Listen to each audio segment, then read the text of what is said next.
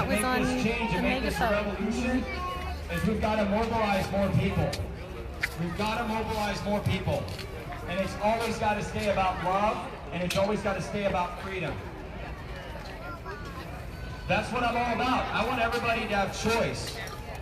Change and choice. The change is exactly like Lee said.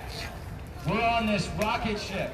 We're on this train towards socialism and communism.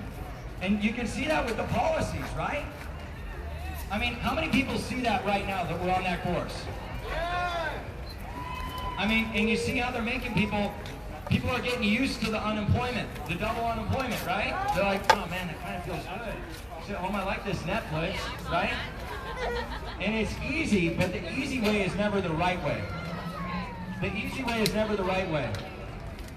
And so when that muscle needs to be stretched a little bit, when you're stepping out and you're really rubbed up against that change, that's that tipping point. That's that 18%.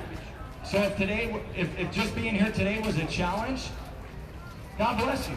God bless you for showing up. You're already stretching and growing that muscle. But now we got to get thousands more to start showing up. We got to make these get-togethers and these little visits we do with our friends in blue to the Capitol. We got to make them bigger. We got to make them bigger. Can I get an amen? We've got to do that, right? Because that's the only way they're going to listen. I'm not the guy, you know, when I go to a buffet, guys, I want the whole chicken. I don't want the crumbs. You know what I'm saying? I want the whole chicken. I'm not settling for crumbs. Yeah, amen, right? Who wants the crummy chicken? Absolutely. I want the whole chicken.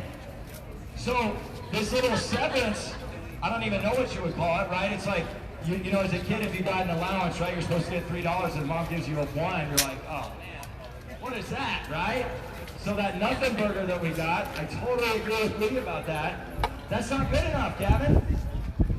We want those rights, the life of liberty, the pursuit of happiness, those alienable rights, that right there, that American flag says that we have. We want those again.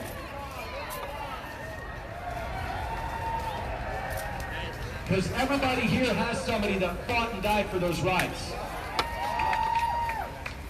And so what I want you to get as you're standing there, gentlemen, at some point, this is going to continue to escalate. Because there's going to be a point where it gets to the point where people are tracked, where they're starting to tell you what you need to put in your body, where they're starting to tell you what you need to put in your kid's body. And my question to all the officers out there is, it's easy right now to stand for freedom. It won't be easy later on.